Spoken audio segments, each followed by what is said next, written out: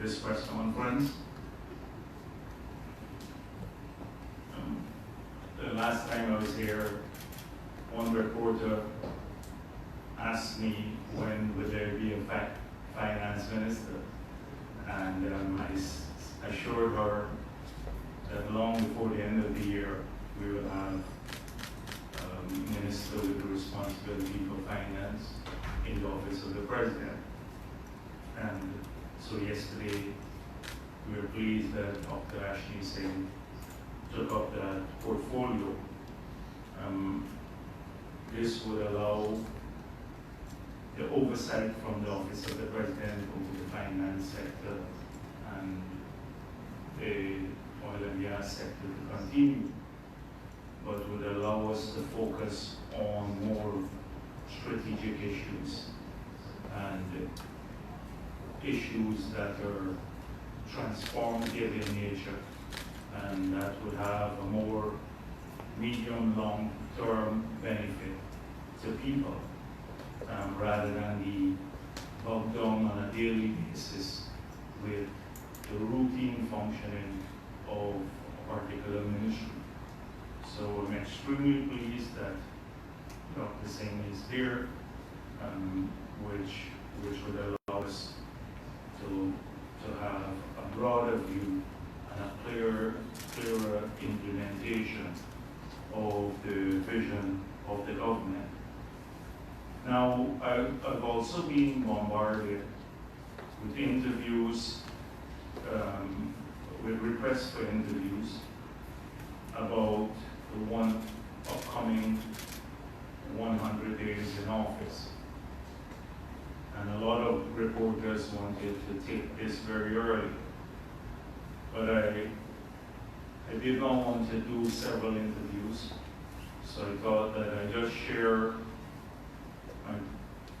my perspective on the past 100 days, but it's a few days away from the 100 days, with you here today. And so I hope that when that event, because a lot of people put a lot of emphasis on 100 days in office, that you will understand that effectively it will be about 40 days. Because we took over and we found ourselves in an unusual situation where there was no approved budget for the year. And you had tons of expenditure in excess of $200 billion of liabilities and spending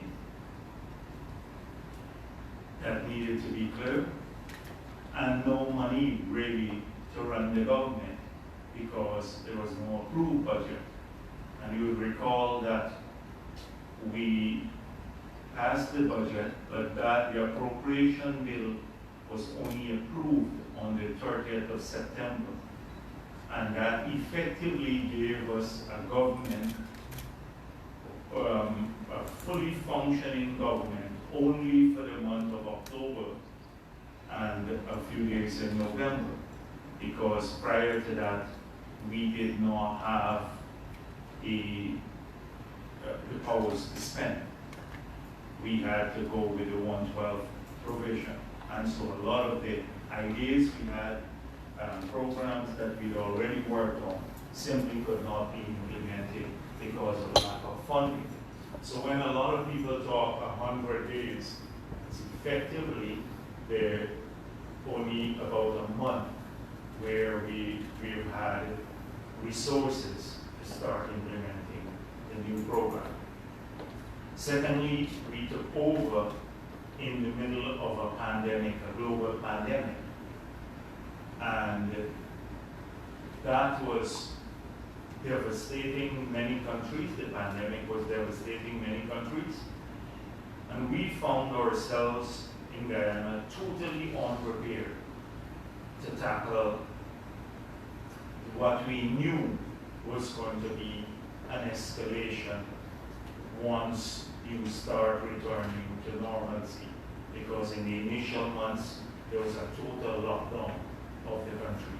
And so that kept the rates low, and in that period, there was very little testing done, so we did not know the true nature of the infection, the real rate of the infection. So we had to quickly address that situation. A government that didn't have budgetary resources for most part of its life in office thus far, but had to try to address that situation through exceptional means. So I hope that all of these factors are looked at when you assess the performance of the government in the first 100 days in office. If you look and stand aside and look at issues apart from the routine functioning of government, because there are many issues that just have to be done. People have to be paid their wages, they have to procure drugs to the hospital, they have to have their pensions out, and all of these things. These are the routine functions of the government. But at the end of the day, they're not the things that move the system forward. And so we have had to quickly ensure that the routine functions of the government continue and continue at a higher level of efficiency. And there's been a lot of changes in that regard to ensure that the machinery of government operated more efficiently, expeditiously, and with more care in terms of services that they provided. And so a lot of work has been done in that regard that may not be apparent to many, because they're work that of a routine nature and often not visible. And so that has happened in a major way across the entire government. We have been speaking with people in every department, every ministry, every region about reaching out, going back out, changing the way the APNU managed, which was an aloof type of management. The president hardly ever spoke to the media. He hardly ever would go out to the community to have a real discussion with people. It's just a PR visit to the community. And the ministers often just went in with large entourages and spent a ton of money without really addressing people's concerns. So you'll see a marked shift in that the approach of the government from one with an aloof style of management to one that is very interactive, even in the middle of a pandemic where you have to be super cautious about bringing people together in large groups. But we have done that with utmost care. You've seen the ministers, based on the direction of the president, go across the country in addressing various issues from housing, agriculture, drainage and irrigation, pensions, all sorts of issues are brought up at the community meetings. So it is not just making the routine function of the government more effective, more caring, but it's also changing the approach of the government to one that is more interactive. That has happened in this short space of time, and I'm sure that the country will be appreciative of that because of the nature of the period in which we are operating with the pandemic ravaging the world and the risk of being infected. So people, even the ministers and many others who come out to media, they constantly put themselves at risk. They put themselves at risk, but they have to live too. And on the other hand, the ministers and others have to work. And so they recognize that risk, but they have real issues. And that is why people will brave that rather than sit in their home and come out always an issue. And so that's the next thing that often people don't look at when they assess the governments, because the approach of the government, but there have been a remarkable change in that regard of being more accountable and people-oriented and interactive. The third set of issues that we're focused on are issues that are more behind the scene, but are critical to the delivery of promises, jobs, prosperity to our people. And they deal with a whole range of activities that will stimulate the economy, breed energy into various initiatives that are crucial to people's well-being as well as their pockets or their income levels. And so today I want to, although it's just a few months, I'm just going to take you through a few of those things that you may be aware of already, but to see the large number, the activity level of the government, how intense it has been in the past few days, basically, or a few two, 3 months. So if you look at say the energy sector alone, which is critical. Everyone understands that energy is critical, electricity is critical to growth and to people's welfare, the price of electricity. So we came in with a situation where after many years there was no investment in major baseload capacity. The government paid for a unit, Wärtsilä, and using funds from the Treasury that were illegally approved because it happened in the period when the Minister of Finance had no authority to do so. The country didn't even know about this contract. So that was there for 46 megawatts of power, and they had not done they had not moved forward on the civil works.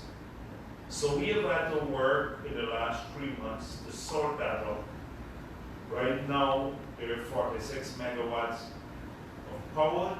The engine is here in the country, but it will have to sit and wait for several months, as much as 5 months, whilst the civil works is being done to accommodate the foundation work engine. There's no planning.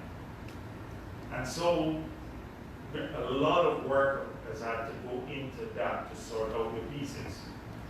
Then we discovered that there's not enough power in the system, because when you take aside some of the units for maintenance, you're left with a capacity that almost mirrors peak demand. And so in the last couple of months, the government has had to buy, and now is from Giftland, about 5 megawatts of power that's coming into the system now on an emergency basis, so we don't have blackouts between now and the time when the base load station comes on stream sometime next year. And we've had to purchase another 10 megawatts of power through Macquarie, which will be here by the end of November for the Christmas season, and but those will be units that will be used, can then be deployed once the base load comes in, can be deployed across the country. That's for about $2.5 million US. So that is all to ensure we have emergency power as we approach Christmas and into the new year, pending the establishment of the major base load capacity, the 46 megawatts of power. Secondly, we have already started working on gas to energy project. We've been defining the parameters. We've had several meetings with Exxon, and we have now, I think we're clearer on the parameters we want, between 2 to 250 megawatts of power. And enough gas to do that and to supply the entire country with cooking gas, LPG, in the project. So that will hopefully move to project implementation stage soon, very soon, early next year. And we're hoping that we'll have a 3 years time span for that. That will make be a major difference to the system because of the price at which it will come in. So we are working aggressively on that. That is to bring in a huge baseload capacity at a lower price that will cause us to change the entire dynamic of electricity production and pricing. And then on the renewable energy side, we plan to restart, because there were lots of commitments made by APU.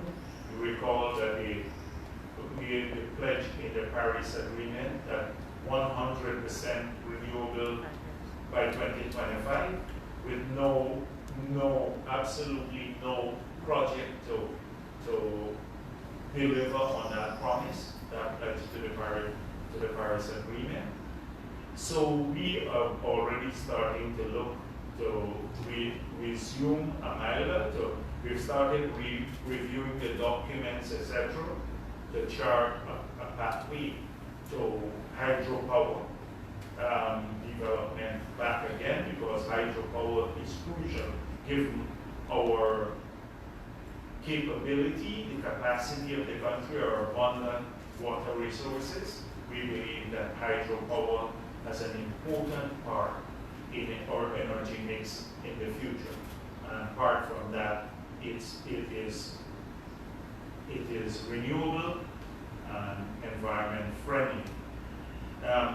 Also, we have had a serious review of almost all of the small systems that we've had. So in the last couple of weeks, 3 weeks or so, we've approved contracts to do a hydropower at Kumu. There were some reviews done there, so we had to look back at what was planned before, and that's 1.5 megawatts at Kumu, and to rehabilitate Mokomoko, which would be another 0.7 of a megawatt. That gives you 2.2 megawatts of power. And then just approved last week, I think it was a 1 megawatt for, this is a solar farm, 1 megawatt. So we have about 2.2 megawatt of base capacity, and then another megawatt of solar when we can a grid tie-in that will supply power only during the day, not with batteries. And considering the peak demand at Latem now is, that area is about 1.1 megawatt, we have almost triple the capacity of what they have, all coming from renewable energy, which would allow a massive growth in the industrial estates and the industrial plan for that area, and also residential purposes. Similarly, in the Bartica area, what was approved recently last week is a project that will start very soon for 1.5 megawatts of solar farm for Bartica. And we are doing the same through another project that was there through the GGGI and UAE. They're moving to install about a half a megawatt of solar in Watana. We're now exploring funding for around a similar size capacity for Leg 1. There is some funding from Madhya already, doing a solar farm at Madhya. But these are smaller units that would help significantly to bring down the cost of the supply. They don't have batteries, so they run during the day. So they don't, you still have to run the fossil fuel systems in the evening, but it would extend the hours of service that people have in these communities, particularly during the day, until we put in the units with batteries that can store power, their solar power. So this is just to give you a clear picture of all of this has been done. We've reviewed the entire energy mix of the country. We've started working on each of the large baseload systems. We have a clear vision of what we want in each of these isolated communities, and we've started implementing projects in this regard in these areas. There are other areas that have started in the Pacaraimlas, in the mountains, Region 8. There's a project here that now has stalled, it's in trouble. So we may very well have to cancel that project and rework it because nothing has moved on it from a hydropower there. So that is how much work. APNO has never clearly defined an energy mix for the country and with great deal of clarity on where they want to go in the future. And we've had to do all of this in an extremely short period because that is what is required. We have to hit the ground running now. In terms of, so that's just on energy. And all of that has happened in the last couple of months. On the climate change side, we have had to review all of that, what's taking place. So you know you had the Department of Energy and the Department of Environment and the Office of Climate Change. So I'm in the process of merging that and creating a Department of Environment and Climate Change because there's been a great deal of overlap. A lot of people working on projects, in a very isolated way, almost in silos, without any order or any regard as to outcome. So there has not been a clearly defined goal of what we want to achieve. That is green state economy, the green state strategy, but it was so loosely defined and without any project to give effect to it that many of the people I spoke with didn't even know how they fit in, their work fit into this. So we have already made it clear, President has said the LCDS is going to be the overarching document that will guide our climate actions domestically, that we have to upscale the LCDS, not in terms of its strategic outcome, which was to find a pathway to prosperity, to growth and development that is non-polluting, a pathway different than the fossil fuel-driven pathway, but this must not compromise our people's ability to prosper, because some countries,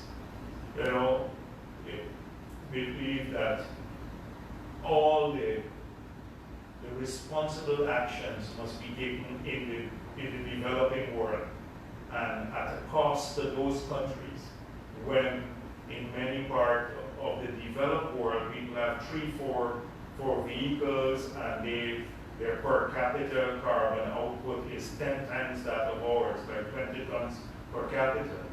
And then they still want us to have equal burden sharing. So we have to leave room for our people to grow and prosper, yet at the same time find ways to do it that is less carbon intensive. And that was the objective. It was almost a development strategy. So that was crucial, getting that strategy in place. And then secondly, getting a means of funding the strategy that doesn't put a greater burden on our people and our budget and our treasury. Because since we are producing a global good, that we must find a way of ensuring that the world also pays for some of these services that we are providing, because there is a global good that we are providing. And therefore, that is why we've been in the forefront of advocacy historically for greater climate funds. Like I was part of the small committee set up by the UN Secretary General to look at how we can raise $100 billion a year for climate financing. That figure is, after that unit was set up, and we came up with that report, that is the figure that is often used in the UNFCCC negotiations, all the agreements, including the Paris Agreement. So we have to ensure that funds for adaptation and mitigation, that they flow to countries like ours. And already we've been a part of this economic team in CARICOM. We're looking to look at, now we're working aggressively on debt restructuring and liquidity for some of the countries in the region. But the climate variable is becoming an important part of development planning, and also to also enhance liquidity in some of these countries or funding for their initiatives. So it was important that that be done, because that was what the Green State didn't have. It didn't have any source of funding, or like the one we had in Norway. So we have also written to Norway. We got a reply from Norway, and so we are looking to re-engage with Norway soon on the engagements that we have. That they, first of all, a review of the last program, and we're looking to negotiate a new program that will bring additional funding for the country and for initiatives.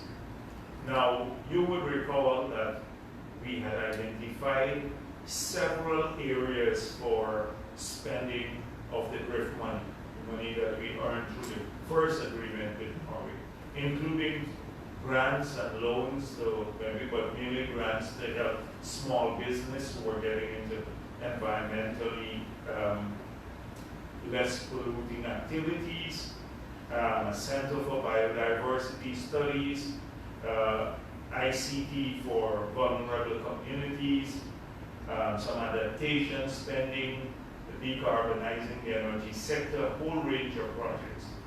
Unfortunately, many of those projects that were more people-focused didn't move forward.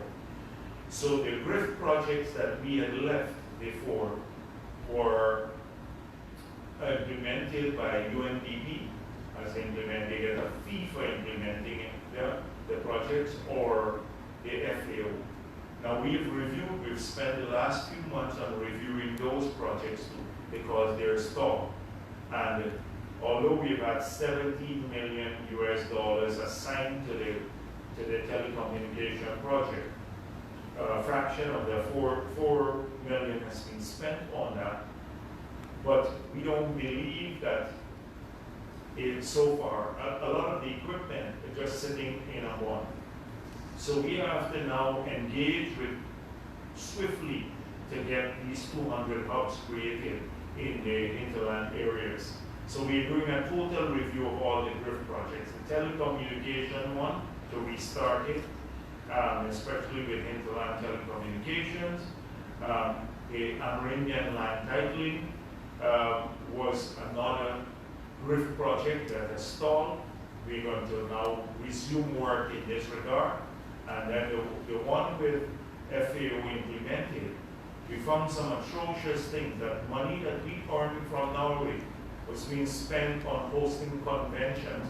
They hosted a convention here on desertification. You know, a lot of trips for the staff at Lands and Survey to travel around the world. without focusing on the things that really matter. So we are reorienting that project too. I'm telling you this because I want you to understand that we just stood still, it seems, almost like 5 years. We just stood still as a country, and we've had in just a few short months to re-engage in this area. So that is on what we're doing on the climate issues. We're creating a unit to play a more active role in the UNFCCC negotiations. We used to have a high profile there. We're resuming this work, and we're going to expand the LCDS into looking more at biodiversity, sale of ecosystem services, looking at water management, which is crucial. So all of these things are being planned for. We're already putting in the structure in place, and we intend to move this forward. So that's where we're heading in a short period, to give structure to our thoughts and create an efficient mechanism in this area, coordinated mechanism to address all climate-related and environment issues.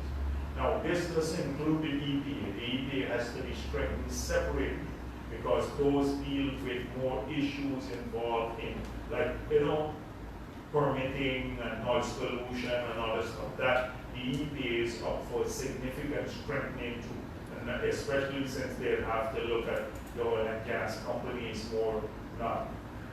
So this is what has happened on that area.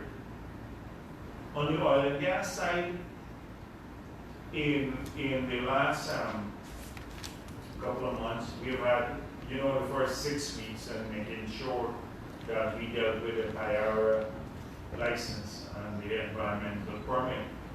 And we defied all the August 18 deadline because we said we had to have more time to review it. And if you've had a chance to look at the difference between the BHARRAT license, though may not be perfect, and the environmental permit for BHARRAT, you will see that they were vastly different in the range of issues covered and the protection of national interest than the LISA 1 and LISA agreement, the two that were done for LISA 1 and 2. Now, in that regard, so that took up quite a bit of time. As I mentioned to you, we're working aggressively on the gas project and local content now. And then I don't want to go back through all the things we're planning for because I mentioned them at the last press conference about all the promises that are in the manifesto about the Sovereign Wealth Fund and the new legislation, petroleum legislation, because we found severe deficiencies in our laws when we were in the middle of those negotiations.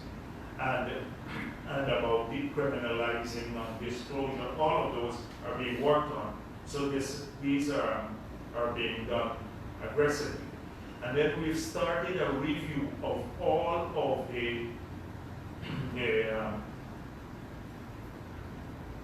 companies that have licenses, now prospective licenses. So we are looking at their obligations because we intend to hold them firmly to the obligations that they have under these licenses. I think there was a bit of a lax engagement with them, and some of them sought and got addendums after addendum. So we've seen even for CGX, they got 2 addendums, one in 2017 and one in July of 2019. And so it seems as though people can shift their obligations into the future without major penalties by seeking out these addenda. So we are looking at that carefully to hold people to their obligations, their responsibility. Our laws laws clearly define what they have to do and in what time frame. So that would allow us a greater understanding of the different companies that are operating and their obligations. We've sought to find out the ownership structures of these companies. So we have information on the ownership structures, and I'll share some of that with you today. We have it, the ownership structures. Now what we do, we will find out later, because although we know the ownership structures by companies, that is how a particular engagement is made up. Say the Kite block, what share of that block now in the new arrangement is owned by different companies. We still do not have information on the beneficial ownership of some of the companies, particularly the privately owned ones. The publicly traded companies are different. And so we will seek out, at some point in time, beneficial ownership of these companies, because we believe they're important for the transparency, and they're also important for tax purposes, for taxation purposes. So I've seen in the newspapers and some places where people said that, oh, these companies are incorporated in jurisdictions that are known for secrecy. But all of that, we have to pierce the veil in all of these areas to see what is going on, to see that there is no shenanigan in this regard, and that we know, the country knows, who are the beneficial owners of all of these properties, and they must pay their fair share of taxes too. Once you know that, then you would know whether they have tax obligations or not. So we will move into that frontier in the future as we get to understand the sector better.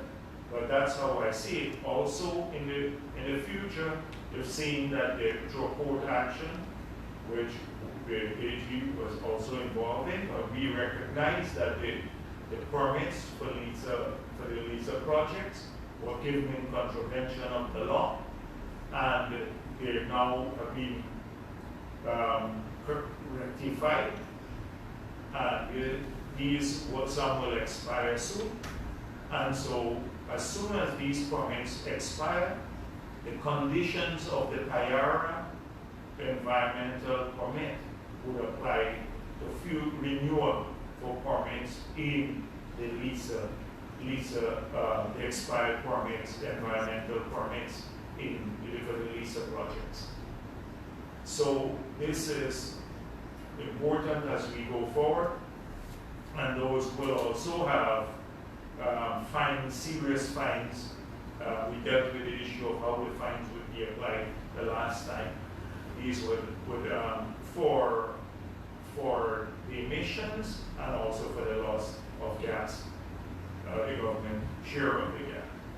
So that has happened. All of this is going on. We are also reviewing, there have been some little hiccup, but we are reviewing the companies now that for the marketing of our oil. That review is taking place currently, and we've had to work aggressively with plans and surveys, the city council, etc., to issue the permits to many companies that are locally owned or significantly locally owned, who are supplying services to the oil companies. Some of them have been waiting and languishing for 2.5 years to get a simple building permit. Now, because some minister or somebody connected to the government wanted to get their hands on something, and they're just stalling a lot of these projects. So now, almost over $50 million of projects have been unlocked, and these will start soon because of the permits that were for the local companies that were cleared this level. These are mainly building permits to construct facilities, etc., not directly gas related. These are, but like for expansion of shore-based facilities and all of that stuff. So this is in the oil and gas sector. You can see the amount of work that's being done here in this short period. There are things that on the COVID side, the response, you've heard a lot about this, but in the last 3 months or so, the key issues have been in trying to deal with both, trying to reopen the economy, because there are a lot of people who want this. We talk to people every day, not just the business owners, but workers, people who now run out of money, who don't have a social safety net, they just need to get back to work. I've had a discussion with the people who serve, the restaurants and stuff, a lot of single parent women and stuff like that. They absolutely have to get back to work. And so that is why the reopening of the country, a bit gradually but carefully, the opening of the airport, the extension of the curfew, but we know that with that can come high rates of infection. So we know this, and that is why the capability has grown exponentially. It's still not perfect because nobody has a cure, but we have now more material from the drugs to deal with frontline drugs and all of that to deal with people. So the testing has gone up enormously to the capability, and then we have expanded the emergency rooms and the number of beds and all of that to make sure that we can deal with larger number of cases. Fortunately, that capacity, like some countries, when they had this spike, has not been overwhelmed, that we managed well within our capabilities, and especially for emergency care. But even in those emergency rooms, the equipment necessary has been purchased, and we continue to make investments in this regard. We just had engagements with the IDB and the World Bank to reprogram a significant part of our funds to deal with COVID-related expenditure, building capability, but also assisting people. And then, of course, you know that the program has been rolled out to deliver the grant to people, and so far it's going extremely well. A lot of the regions have either been completed or are nearing completion, and so soon they make, like region 4 and the others will start, because these are big regions. But it's going well so far. We've had a number of the pink forms where we have to review those after we get the core households, because some people where you have multiple households living in a single building would not all get the grant. We only get one right now, and that is for accountability purposes, so we can count each house and decide how many packages have to go. So if we go to a village and count the houses, and we say, we have 25 houses here, how come you give out 35 packages? So it's a kind of accountability. But later, when we get through the bulk of the people, we can then go back in a very nuanced way and help those who have, where you have multiple households. But that's going well too, and the feedback has been good. It's been helping people. It's a small sum of money, but it's been really helpful to some people. And this is a large-scale task to go to every home in the country, and especially at this time in the COVID. But this has been done. So there are lots of movement in this regard too. On the other hand, not on the other hand, in addition to these things, because they're trying to move the system forward, you have seen already, what I'm saying to you is not new. that a whole slew of things are being advertised in the newspapers, leaving out the routine projects, like projects to build more roads in the community and all of those. We're trying to implement the budget swiftly, but it came out late. So the routine budget we're pushing to implement it. But the bigger projects, the president himself has been looking at the housing sector because we made some far-reaching promises. We're soon going to be looking at all of the proposals. We have an expression of interest now for people, for companies, finance companies to structure a bond. So that will come in shortly and we'll make a decision on that. But that could bring $40–50 billion into housing development, an aggressive low-income housing program, building houses. And all the people, we made it clear that all the people at Success who have, and other areas, who have legitimate demand, they're going to get help, including help to get a piece of land, and but they have to be patient and have to go through the process. Everyone will get assistance because the program is an aggressive one to do that. And we've already, in this very short period, started working on that. You have seen also, the government was out for expression of interest for hotels. A large number of these proposals came in. That is being evaluated now, and not all will go forward. Some are stronger than others on the financing side and the design and everything else.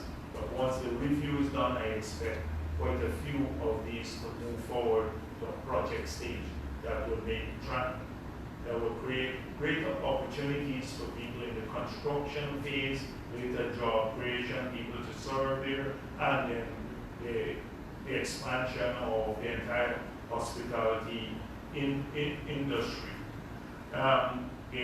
Gaisuko, we've set aside resources there, so we made it clear we are going to reopen these estates. That was a manifesto promise. We've set aside some resources to start working on the planning in this area. The planning process has gone very far. They're resuming some small activities. The challenges are enormous because of the neglect. So when we have for example, that Gaisuko used to take care of almost all the pumps in the villages that drain the villages. So when Gaisuko for the last 2 or 3 years has been starved of money, the big battle that was going on between NISIL and the ministry. So many of the pumps were neglected or not functioning. And so now we hit with the rainy season. We have to find emergency resources to fix the pumps. And lots of the canals that were used to be kept clear, the whole channels to drain the Gaisuko land, but since they're abandoned, many are now working. So they now created a huge choke point. And that is why the rainfall is heavy now. It's unbelievable amounts of rain. In short period, the intensity has grown, and we'll see more of that with climate change. But the capability in the city council, they have not really spent money on civil work for several years now. Almost all the money they're spending, collecting, they're spending on wages and salaries and some on garbage collection, a little on garbage collection, but no civil works too. So that's why you've seen so many choke points in the city. A little some rainfall. We have to have a major program for raising the drains, for doing concrete drains. This is something we mentioned in our manifesto. South Georgetown, doing proper drainage, seeing the outfalls are clear, a large project to drain the city, because it's a very important area, not just that. But coming back to Gaisuko and what work has been done here,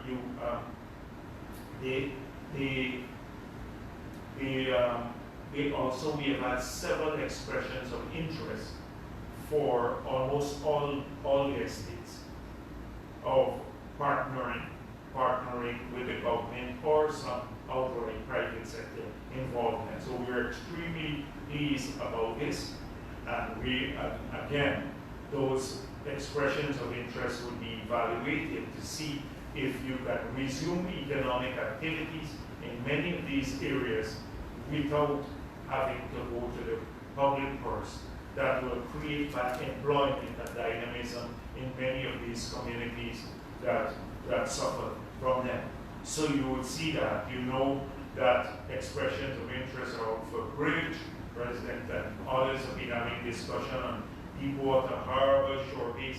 So a ton of activities have been dealt with in this short period of time. All of these things are being done on a daily basis. And often they are of a planning nature and a fixing problem nature, so you don't see them visibly as you see more overt activities when we go out to the communities.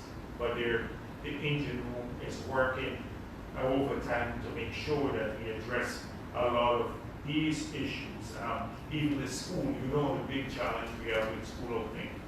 Now, many parents want this, especially parents who don't have a means of, they don't have Wi-Fi at home, they don't have a computer, because the kids can't interact.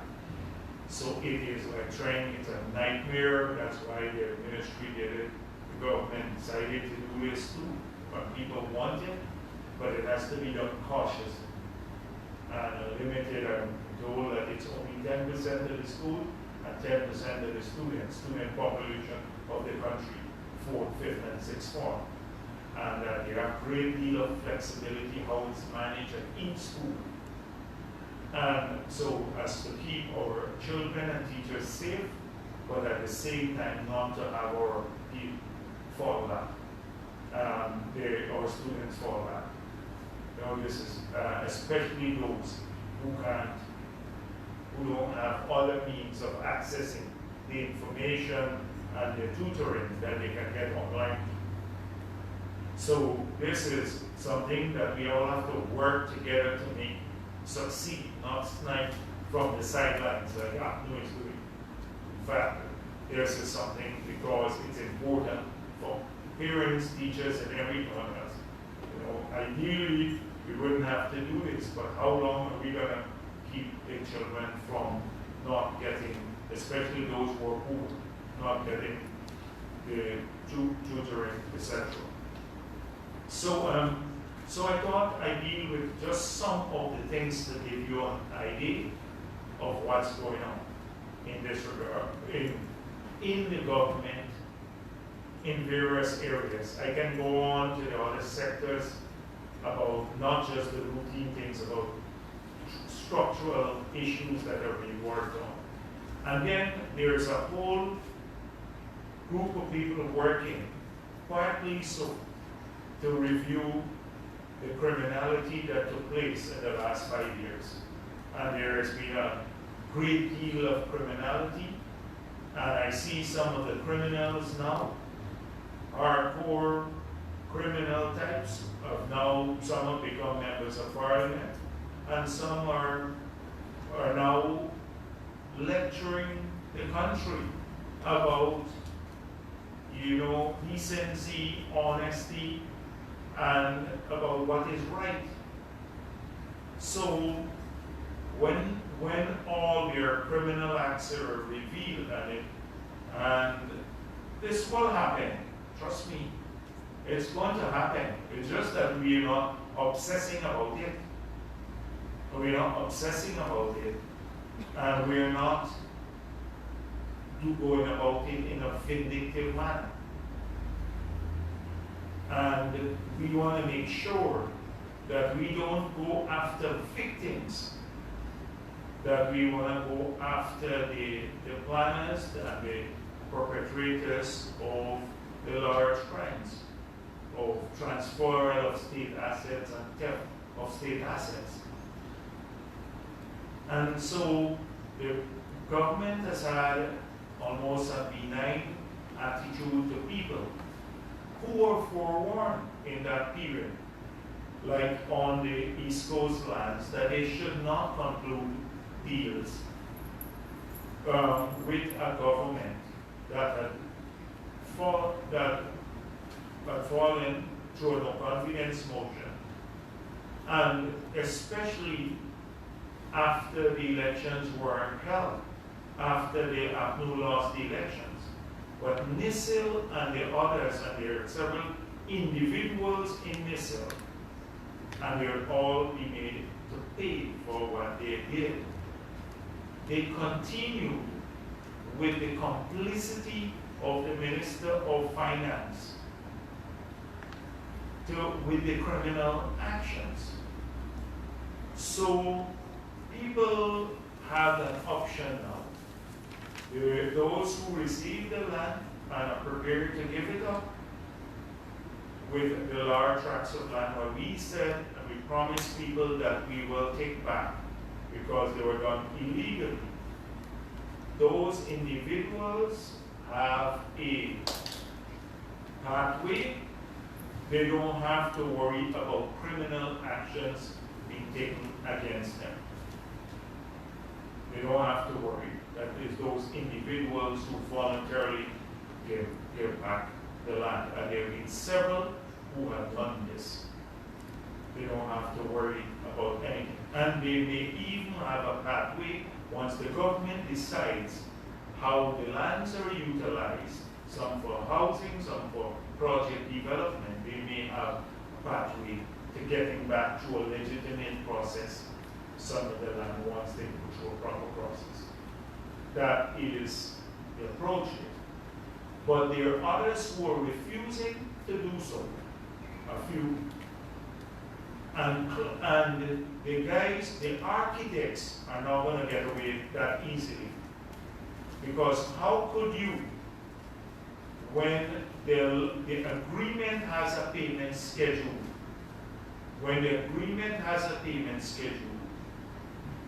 not collect any money or a fraction of the payment schedule, and then transfer the land, vest the land into the, as title, give title as the ownership transfer without people fulfilling the obligations of the agreement of steel. That's criminal, purely criminal. That's a transfer of state property without payment being made. And all of these were done, the vesting orders were all in place after APNU lost the elections. So when the Minister of Finance was really no longer Minister of Finance. And so clearly there has to be accountability for this. Contrast this with the frivolous nature of the charges against Brass International Singh.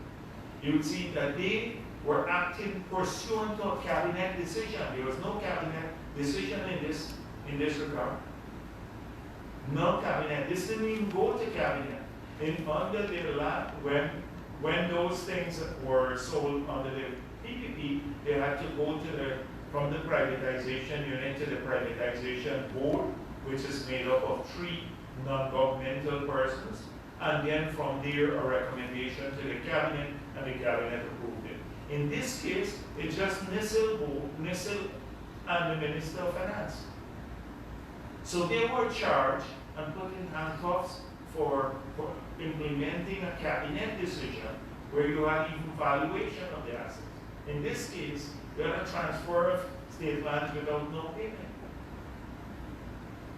So contrast that, and then Jordan tries to paint himself as a victim. And he was one of the most arrogant in talking about, the transfer of land to cronies, etc., under the PPP when he came into office. But clearly, this criminality is not just a normal level. it is something that you do when you think you're going to be there forever. Because who does this sort of thing? Would not even get a person to pay. You don't even pay, and you get the land transferred to you. Large tracts of 30 acres of land, state land, worth nearly $1 billion. And just hand them over the title to the land. So that is one area. And then look at what happened. I think you've heard a lot from Nandalal too on this matter, because he's been dealing with a lot of these matters. They go to him as Attorney General. But look at, in the case of Mr. James Wan, his case, he was retained by NISIL as the lawyer to prepare the leases. And he removed the clauses from the leases that were standard clauses and that protected the interests of the government. And then in 3 or 4 cases, they set up front companies that he had some involvement with, which can be proven through paper trail. And those exact leases were concluded by NISIL with those companies. Most of the other leases have standard clauses that you can't flip the land, you can't do anything else. Then NISIL, the head of NISIL should have seen that. He had there to protect the interest, but he didn't. He signed those leases. Then these shell companies took the land from NISIL and rented them for, like, to others.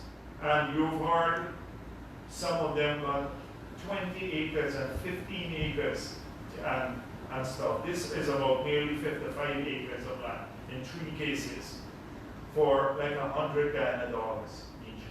And money was paid behind the scenes. We have the money flowing into the bank account, like $1 million in one case of the individual. So this is, I don't want to go into all the details because this is not just money laundering, but it's defrauding of revenue, a whole range of things around here. And this was a conspiracy, and there are lots of these at NISIL. This is just one case. So it is not just the Ogle lands, it's lands here. Then it is land over at Wales. Then it's got some of the assets at Kaisuku. And then the lands and survey, we haven't even started touching that as yet. But for example, and it's unbelievable that how people would, the media seems almost to give these individuals a free pass. There is no kind of, particularly some who were always in the PVP questioning about land issues, etc. APNU almost gets a free pass on all of these things. But we're not going to allow that to happen. They're not getting a free pass on the land issues, but from some elements in the media. So, lands and survey, the instrument appointing the head of lands and survey never gave him authority to give title. Lands and survey to individuals. He can't transfer a title, give certificates of title. They only do leases. But yet titles have been provided. And so Mandela Avenue, there, the individuals are paid like the same plot, they put plots of land. One person paid $12 million for a plot of land. Another next door, a bank next door pays for the same site, $151 million. And people like Jones and all of the others are part of this arrangement. And about in another case, Lands and Survey gave one individual 200 acres of land just at the back here, by Ogle, without even defining where the land is, just a lease, without saying where the land is, just that he has 200 acres of land.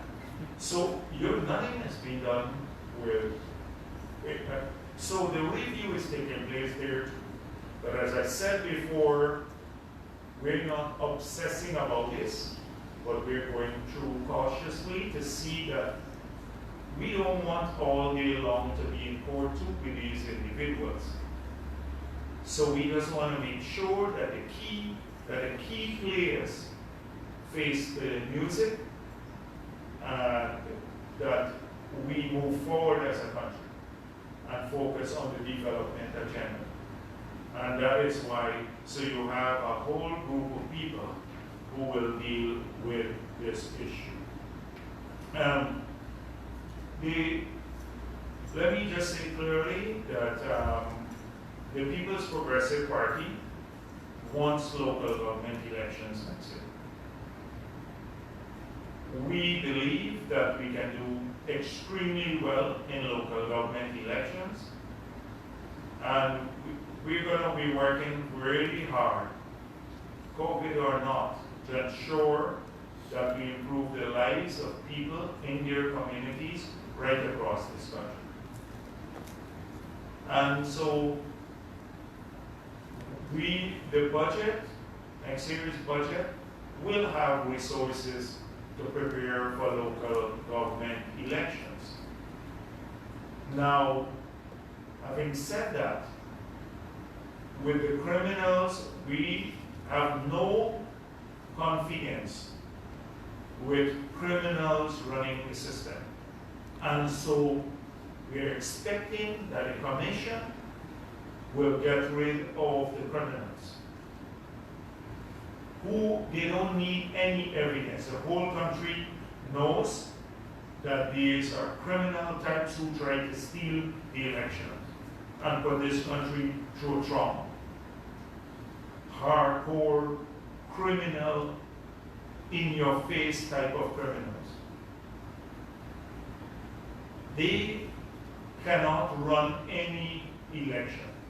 And I hope that the commission, the chair of the commission now has to fight against the criminals who are fighting to the chair of the elections commission, the same staff, to undermine the elections and the outcome. You know about the history of that. I'm worried. We intend to ask for the statements of poll. I'm pleased that Justice George said that the parties must have all the documents. So we need those documents to demonstrate that their own statements of poll in GCOM showed that the PPP won the elections and that Lowenfield and the others disappeared those statements of poll. So I'm very worried, and the chair should ensure that those statements of poll are safe, are in a safe place, if she could ever get hold of them, because the criminal types have them. But if they try to tamper with them now that the recount is done and we have our copies of the statements of poll, the same statements of poll, they will get into more trouble for fraud. But my worry is they will disappear the documents, or cause them to disappear. But those statements of poll will show that what the nature of what is happening. So we want local government elections. We want to win the local government elections. We want to make sure that the communities and people have the right to choose their leaders in the local areas. We're going to provide resources to prepare for local government elections, but any reasonable, sensible person, except another criminal, Joseph Harmon, he is the only one who would want a Lowenfield, or Roxanne Myers, or one of the others to be in charge of the process there. Nobody. Now the international community, none of the parties except in APNU, that was complicit in the plot to rig the elections have any confidence in them.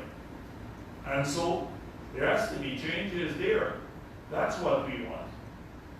Somehow that's being misinterpreted as the PPP doesn't want local government elections. That is and that is what, so they're talking about house-to-house registration. And clearly, with all of the lawyers in that camp, and they're in Royceville, Ford and others, another bordering criminal type, and the Royceville, Ford and the others, they clearly don't remember what happened. The Lowenfield was moving to house to disenfranchise large numbers of people pursuant to an old order of Patterson. And we went to the court, and the Chief Justice ruled because they wanted to create a new register. And the Chief Justice ruled that you cannot remove people from the register now because they had migrated. Because in the Constitution, in the 1980 Constitution, you had 3 qualifications to vote or to be on the voters list in the Constitution: residency, Guyanese, and over 18 years. In the constitutional changes we made in the early 2000s, the word residency was removed. So you don't have to be resident to be on the register. There are two qualifying in the Constitution now, 2 qualifying criteria. Your Guyanese and over 18 years of age. So if you're Guyanese and over 18 years and you don't give up your citizenship when you go abroad, give up the Guyanese citizenship, you can come back and vote once you register. That is what the ruling was. It was grounded in our Constitution. And this was understood once we went to continuous registration. Prior to that, we were doing the house-to-house registration, and every time you remove people. But one Guyanese abroad can now come and challenge if you remove their name from the list, and then the whole list will become flawed. So that was appealed, that decision of the Chief Justice was appealed, and I'm told that the Court of Appeal, I checked it only this morning, and they were told that the Court of Appeal upheld the Chief Justice's decision. So how could they now call for house-to-house registration to remove people that they claim who are abroad voting on election day, which is a lie. A total blatant lie would be exposed in the petition. And remember, we had nearly 700,000 people on the voters list. Only just over 400,000 voted. So, although you have the list here, a lot of people who are abroad never voted. And this is a feature of every Caribbean island or any part of the world where you have continuous registration. But this APNU had to find a reason for losing. They even threw their own polling agents under the bus who would sign the statements of poll. So I don't know where the leader of the opposition, he's talking about starting out of registration now. If he has weak memory or he doesn't understand the constitutional hurdle that is presented here. So that is why you have to have clean people and you have to have robust systems where you ensure only those eligible to vote can vote. But you can remove people who have died. And you can remove them and clean the list, and we will support that. We will support removing all the people who are where then we have to find a process. They don't even need to go to house. They can just get the death certificates from GRO and remove them, publish the names, give it to the parties, and then remove the names from the voters list and cleanse the list for their people. And so these guys are just clearly not, they're just going back through a series of old rhetoric. So it's often very pathetic when I see them. The same Harman talks about underage Waldron. Underage Waldron wasn't a politician. We should be happy that people who were not politicians come into government. From, she came in as a technocrat minister, former magistrate, etc. And this guy Harman, who squatted in Parliament all these years, and had it not been them going to court for Charandas, would have continued to squat in Parliament. He talks, and he didn't give up his own citizenship till maybe the end of November, end of 2019. He now is moralizing because underage Waldron went earlier to the embassy, but only got her certificate a few days after she was sworn in. So, three days, and underage Waldron did not sign a declaration form. That's the difference. All those who signed declaration forms committing illegal act that they didn't have citizenship. Harman and a few others signed the declaration form. Every person who contested on the list, underage Waldron, did not have to sign that because she was not on the list. So it wasn't that she committed any fraud. Like people who knowingly sign a declaration and then they did that. So this is a pure nonsense. It's and Roy Stilford, imagine him being the champion of honesty. You should watch the oil fuel smuggling and the sale of licenses at the gaming authority. But we're coming to that too. We're coming to that, and he is now talking about underage Waldron, who would stand way above him in terms of integrity. So I don't know. The opposition seems to. I see Mr. Granger has now started village talk again. Today he has a village talk and all that. Well, I wish him good luck in Harman, but clearly he could have talked much more when he was president and done much more. They did absolutely nothing. Ran this country into a grump, the economy a grump, never focused on anything, and that is why I had to tell you about a lot of the things that are part of the rebooting exercise that we've had to deal with. So I think I'm going to end there and open the floor for questions. Thank you.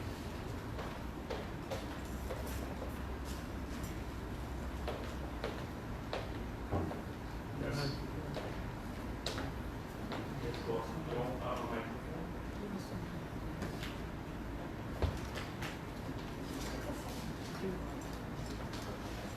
Who's going first? Yes.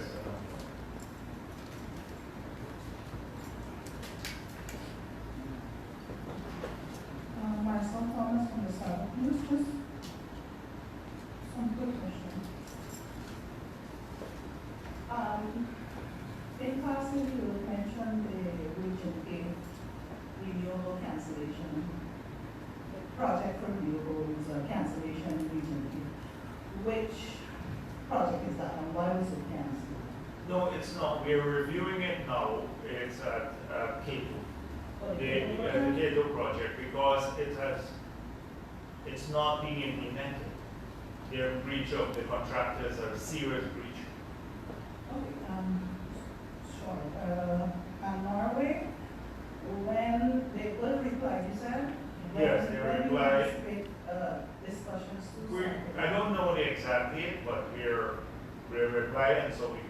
correspondence open, and probably sometime soon we'll do for a Zoom meeting.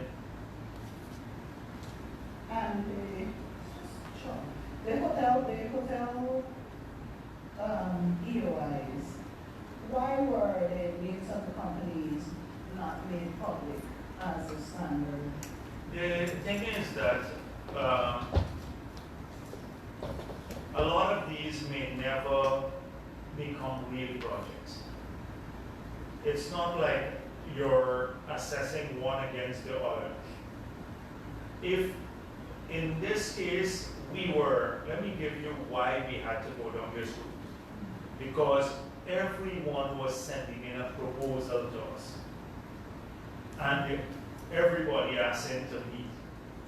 And so we thought, just to get all the proposals within a time frame, within a defined period, to come to the government, so then you can analyze each and clear our desk of all of these issues, proposals for hotel, and to work with those that are feasible. Then, if we do that early, then we may have the benefit of the construction and early returns on them. So this was only a process to avoid people having to come one every week sending in. Remember, we have an incentive regime that will be a standard one. So like we give 10 years tax holidays. We normally would give the duty-free concessions on the building materials, etc.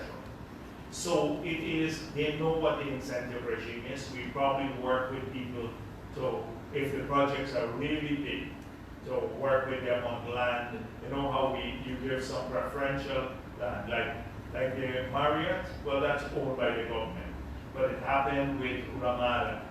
Remember when World Cup Cricket was there, they got the land and bodies and they built, they paid near market value, but a little bit preferentially because you're getting the big project.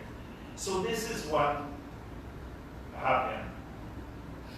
A lot of the people in there, of the proposals that we've seen coming through, I'm not sure that all of them will ever materialize as a hotel.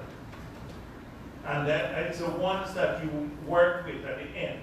We will say, we are working with 5 persons. And substantive question is on the private sector and private sector workers. Over the years, the public servants have received the bulk of benefits when it came to measures in the budget. Is there anything being looked at for private sector employees for this year, probably tax-free on bonuses, tax-free salaries for any months, anything to that effect? Right now, to be honest, at this stage, no. But that doesn't mean that can't be looked at in the context of the budget, in the new budget, because budget preparation is already for 2021. We've already started, at least conceptually, what we want to get done. So we're looking at 2021 already.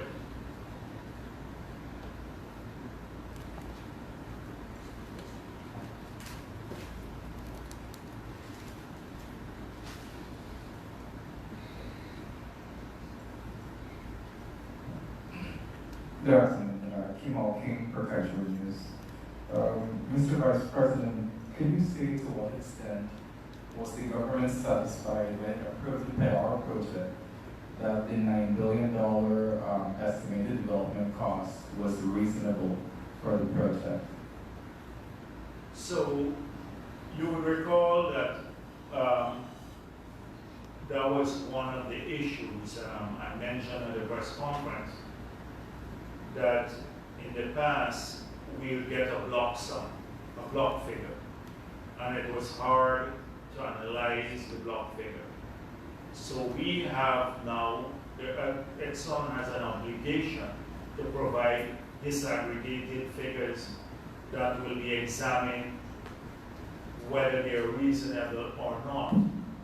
I'm told that one of the, when compared to LITSA, because people compare the LITSA, it's the same amount of production levels, that you have about over 30% more wells in BHARRAT than in LITSA, and you also have more of the piping, longer distances to pipe the gas.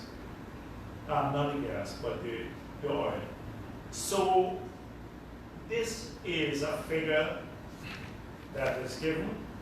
In the context of a license, I don't think you can immediately go through all the details of it, but there's still a process. Remember, we have to review all of their costs because this comes out of cost oil. So every bit of this cost will be reviewed, and if found unreasonable, and say we find something major that, look at this big escalation, and that it's unreasonable, not competitive, then I don't think it can enter cost oil. We have a dispute. But right now, we made a case that we have to provide disaggregated figures, not just block figures, and we are pursuing. We have to review. I told you we're behind on the review because up to 2017 now they were working on of the cost, pre-contract costs, but it's not just pre-contract costs that have to be reviewed. Every bit of expenditure that is made and that is funded from cost oil. And so I don't have any worry now that we missed an opportunity because we have to hire the best skills in the world, not a Department of Energy, couple of staff there to do this review. We have to hire some of the best accounting, auditing firms, etc., who have expertise in oil and gas sector to do this sort of work. Okay. As for the traders of the crude, MPs have been a little resistant to requests to release the identities of the evaluators. Anti-corruption advocates have said that we don't have a problem with reviewing, releasing the names of the people. We'll get the names to you shortly. I don't have a problem with that at all. Okay, on the Kaiser and Kanji blocks, you mentioned that you want to seek to find out the beneficial owners. I remember in opposition last year when Kaiser News had first raised this issue about the awards, you had spoken in support of an international independent investigation to determine whether there was any corrupt handling. So would you support that now? Yeah, and even before that, I've asked for internal documents to be prepared to give us a great understanding of how the process of approval from within, that is the petroleum department. So they're working on briefs, giving me specific timelines as to when companies were incorporated, the names of the individual, and then we know when the licenses were approved. As I said before, I don't personally have an objection to any review because I believe then and now that no corruption was involved because I know the individuals, Ramadan, I believe it was the era when people were very liberal with the issuance of licenses because we had not found oil as yet. We were very liberal in that entire era, which we wouldn't do today because after oil. Now, even after we found oil, Trotman signed an agreement, which is the same, this is after we found oil, almost a year later, he signed an agreement that has the same terms that the agreements that were signed by Ramatar have, and this was after oil was found. So I don't believe that. Now, if you ask my personal opinion about some of the individuals concerned, or particular individual, I have a different view. but I don't mean to share my personal views. Well, obviously, what you'd be doing right now, finding information, is you sort of just... No, I want to make sure. I Uh-huh. want to make sure that the media also gets proper information as to, from the Department of, the Petroleum Department, about their engagement. I want to see how long they've been engaged with these companies before the agreement, they got the license. Because if there was long-term engagement with them, there were not new engagement that happened suddenly. Because the capability of, well, Petro seems to be saying that these guys don't have capability. But that's one issue. But a lot of the companies that have capability to abroad, they also take the licenses and flip them. And these are the big companies. They may have the capability of an Exxon or a Total will buy into something, get a license, and then flip it, sell it. So although they have the capability, many of them don't develop the issue. So whether you have capability or not, that was never a requirement of the act, particularly in that period when you did not find oil.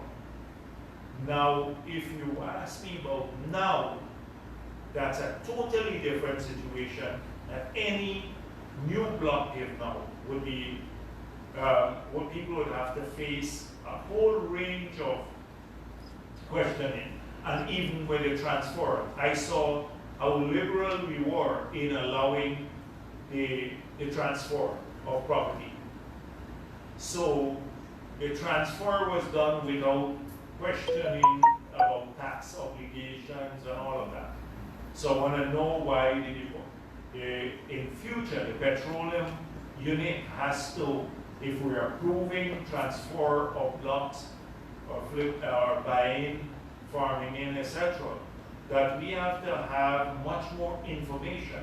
We have to ensure that people who are doing this, that they do it in a fashion that is transparent enough to allow their tax obligations to become apparent and not hidden or avoided. We can talk all afternoon about your findings, what you're looking for now, but that would be based on a probe that you were doing of your own Yeah, party. but that's the first stage. I have to be satisfied. That is the first stage at this point in time. So that's the first one I have to do. I'm going in sequence to this. Then I have to also make sure that if you're listening to reason, I believe the newspaper and the reporters would listen to reason. So if I give you, and I can find reasonable explanations, then you may have a totally different picture of what's taking place there. That's the idea. So that is what we all want. And to find out if anybody took money for the transfer of these blocks, or whether it was something that they just did because it was a standard issue. First of all, I didn't find any breach of the law.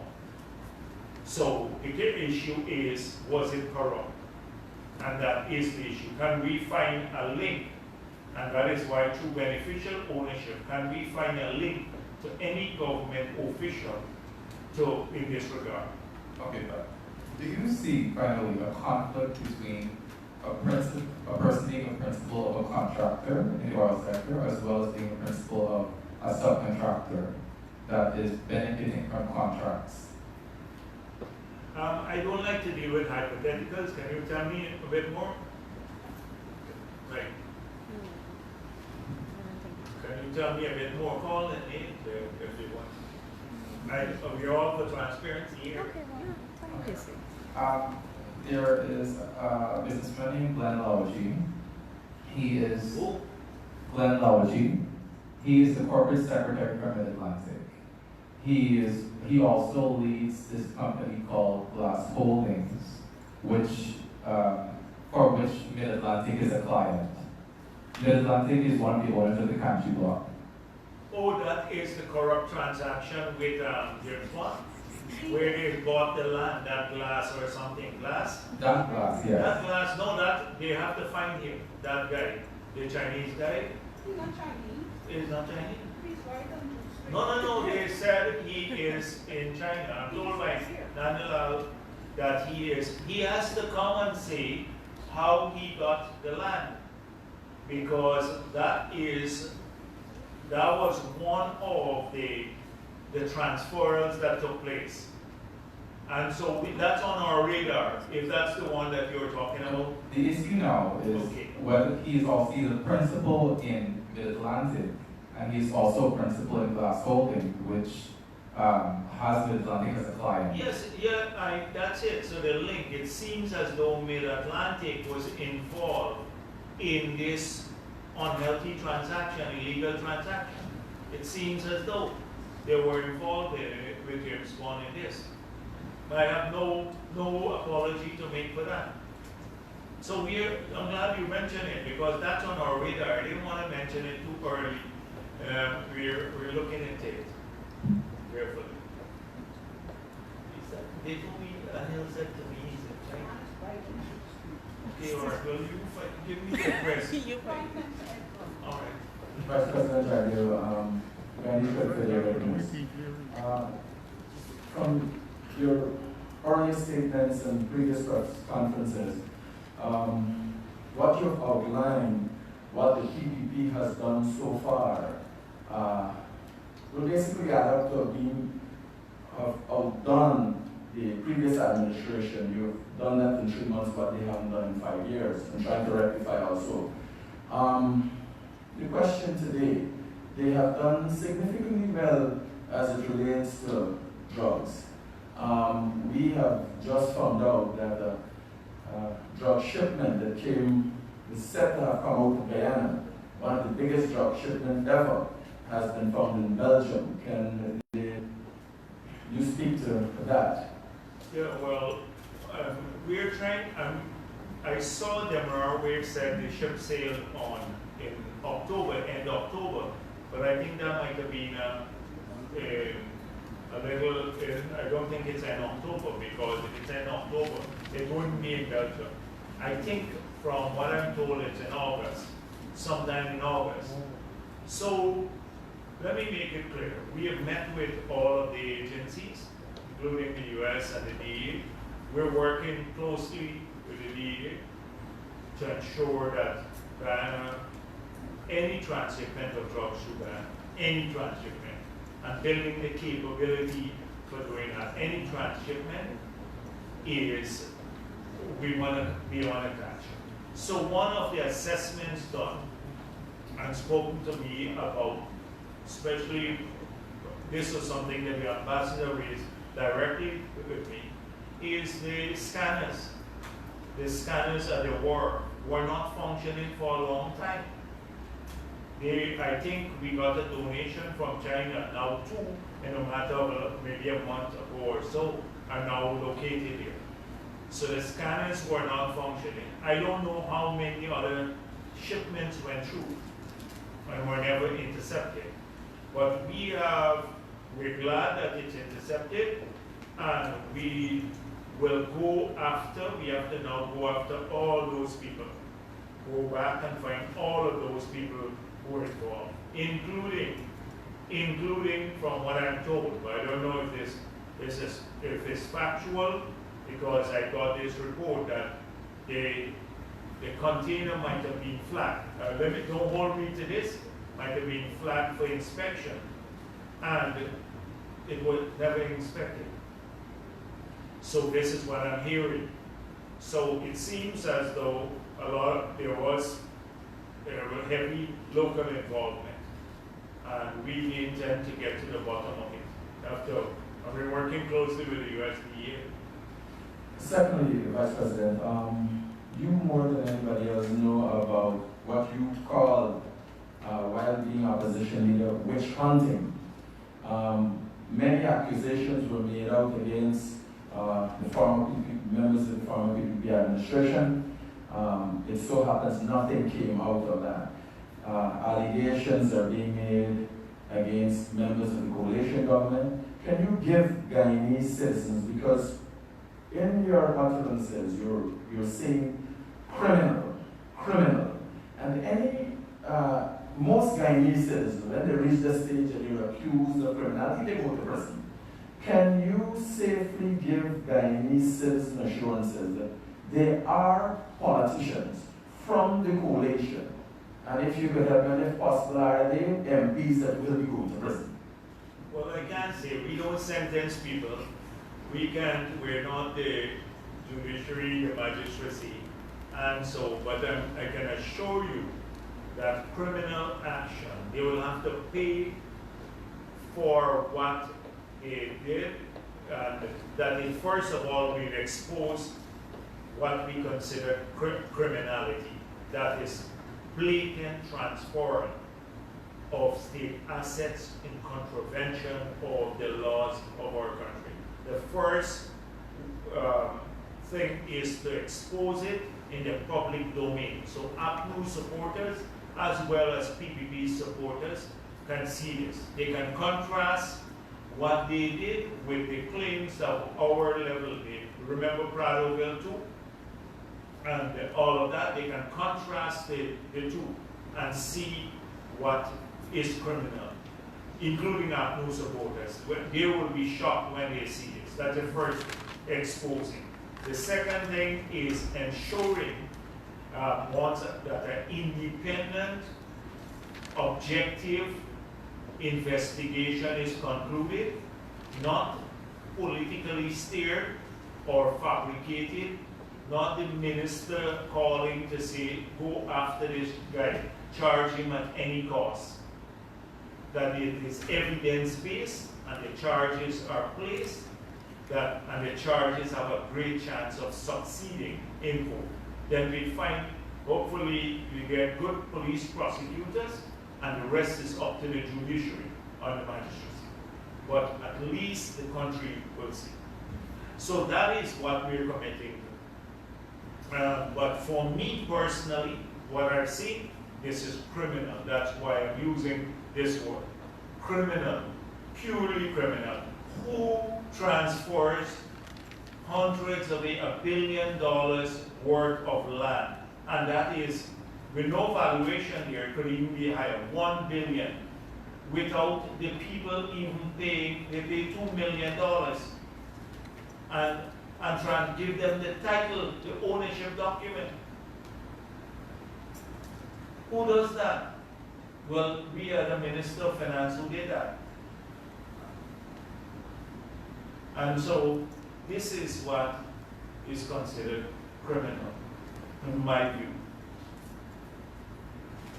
Good afternoon, Lizzie here with Star News. The question was this: are you happy with the Guyana Police Force handling of the investigation into the Henry case? The case, which case? The Henry case? I personally have not been fully engaged with this matter. I have to trust our police capability, our force. So we made sure at the political level that we said to them, the Guyana Police Force, which is the authorized body in our country to deal with law and order and to catch the criminals, that we want the perpetrators caught for this horrible, horrible killing of these kids.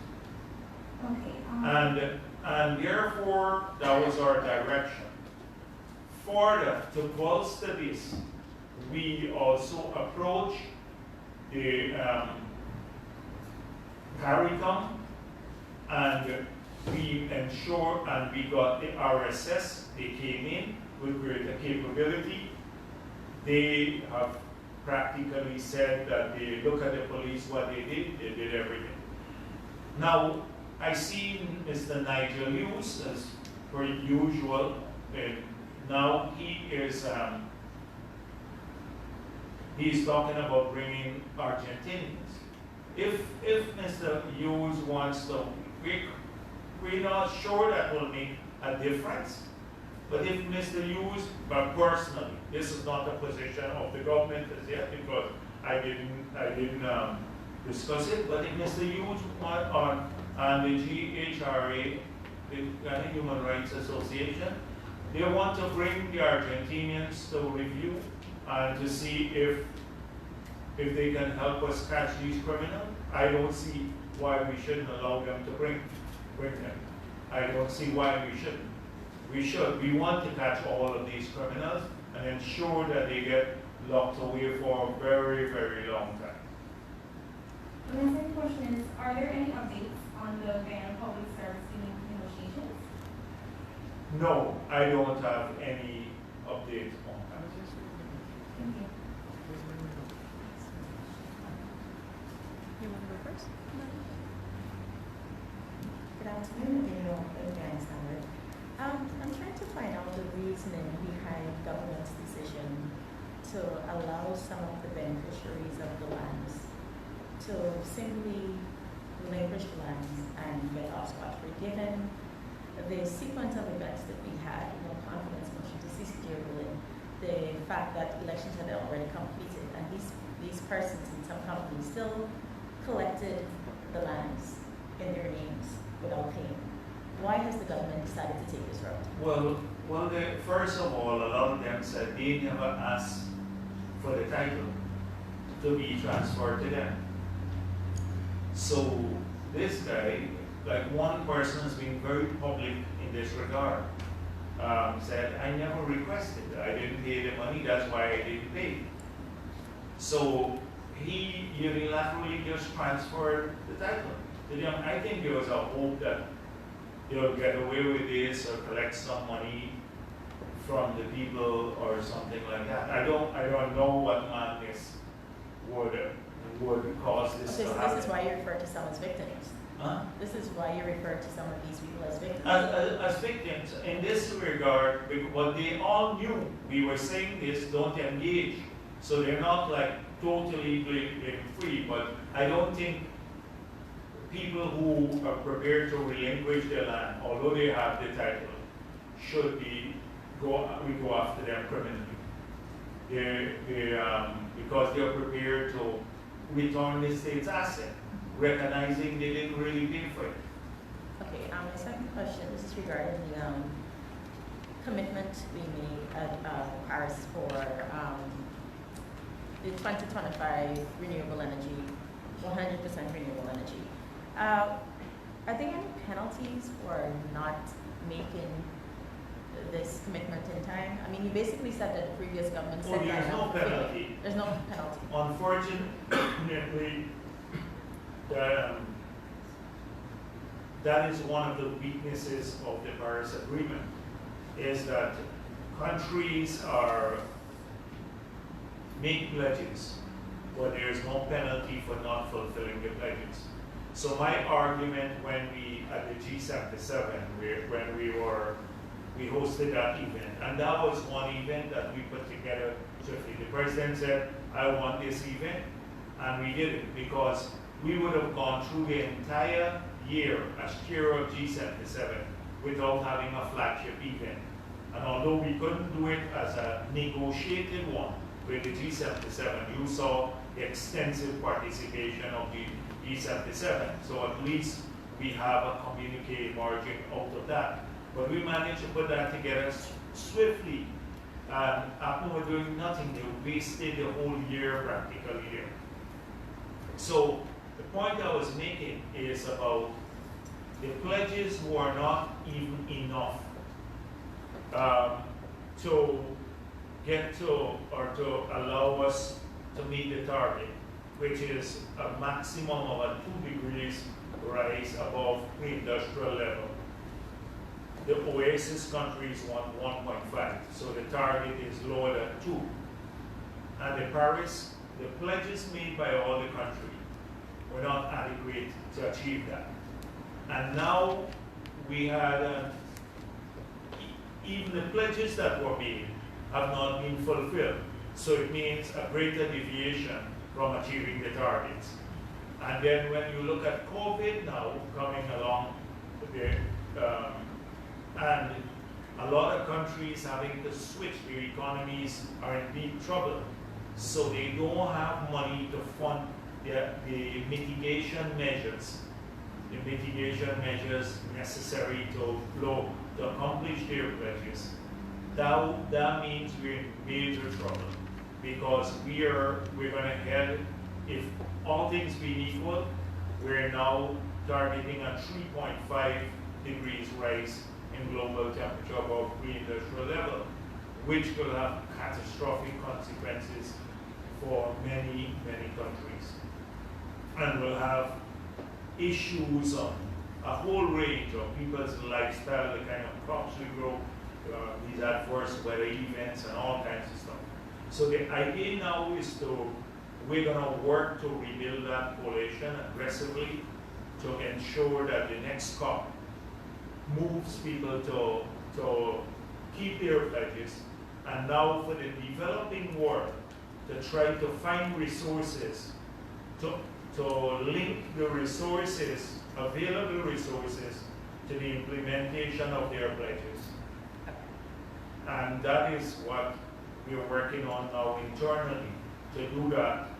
We had a great profile in the global environmental community Ghana. We're a small country, but people used to turn to us for leadership and advocacy and stuff.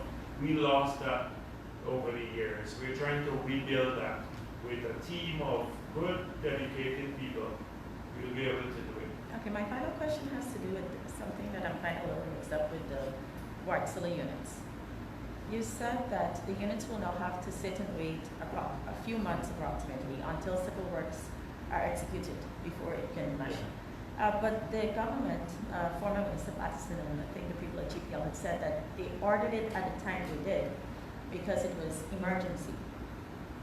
So I'm getting a mixture between it being an emergency. That is the problem, the issue we said, that you can classify, the Constitution allows, and this is stretching the Constitution, would allow you to move away from the 112 provision, because our FMEA says you use 112 of the previous year's expenditure and only on the recurrent side.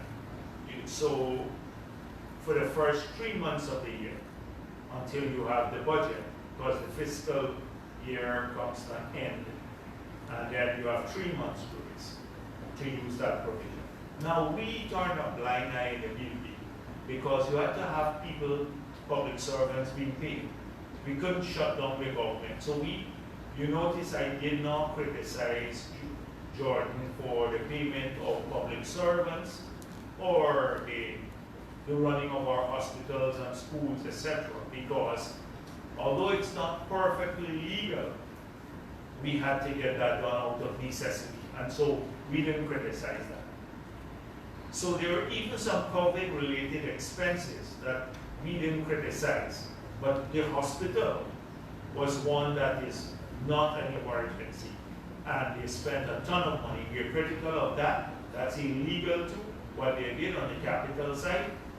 He didn't have the authority to release capital money to start new projects, just to fund rollover. And then on the GPL, to make this 10 billion loan to GPL, first time we're making a loan to GPL, and to use a provision of the Constitution to say that you may, in the period after elections, you may use money to maintain public service. That's not maintenance of public service, nor was it an emergency. Was not an emergency. He argued it's emergency, they needed emergency power. So you yourself would see, it was never emergency, they bought the unit. But were any inaccuracies found with the money that was actually paid for the units? Any inaccuracies found with the money? No. So far, I don't know if we have a bit of it sitting in an escrow at the central bank. Not all of it has been paid over yet. But I don't think there was any fraud in utilizing the payments. I don't know, I'm not sure yet, but he illegally did it. And I'm wondering if PPs that took place there too, especially when there was no board and they had to go directly to the minister. And we want to see how the $20-odd billion that they had accumulated after the oil prices fell in 2015. The oil prices collapsed from $120 a barrel to like $30 a barrel. And so they didn't adjust the electricity prices, but they accumulated a big surplus. We're examining now where did the surplus go. And then on the 8 locations in the hinterland where we supply fuel or manage electricity, they ran up some huge liabilities that we are taking account of now, because like Linden and Bokwani and all these places, massive liabilities they ran up here too that are outstanding. So it's in a mess there. I didn't mention that, but because I done that already about what we took over to, if we're examining the 3 months, the 100 days, you have to look at what we had to do at GFC. GFC was bankrupt. We couldn't pay wages. We had to make money available to them. So a lot of that has happened too, cleaning up of a lot of the state agencies. Sir Piano, good afternoon. I just want to ask a few things first, starting with a follow-up on the pre-contract costs. You said that we're now examining, or the government is now in the stage of examining the 2017 costs? No. I had explained before that APNO, the Department of Energy, said to me that they have a person now reviewing the pre-contract costs up to 2017. We have not gotten around to that as yet, but we will ensure that every cent from the beginning to BHARRAT, all of it has to be reviewed. So my follow-up is, according to the contract, up to 2015 is about $460 million US. Could you say what's the total up to 2017? Well, I can't tell you now, but if you look at what has to be reviewed, if you're spending $9 billion for BHARRAT and 6 and 3, you're talking about 20-something billion dollars. Those are small sums you're talking about the pre-contract costs, but those are not only the costs that have to be reviewed. The post-contract costs are the bulk of it. So whilst we're talking about pre-contract costs, the big bulk of it is the post-contract costs.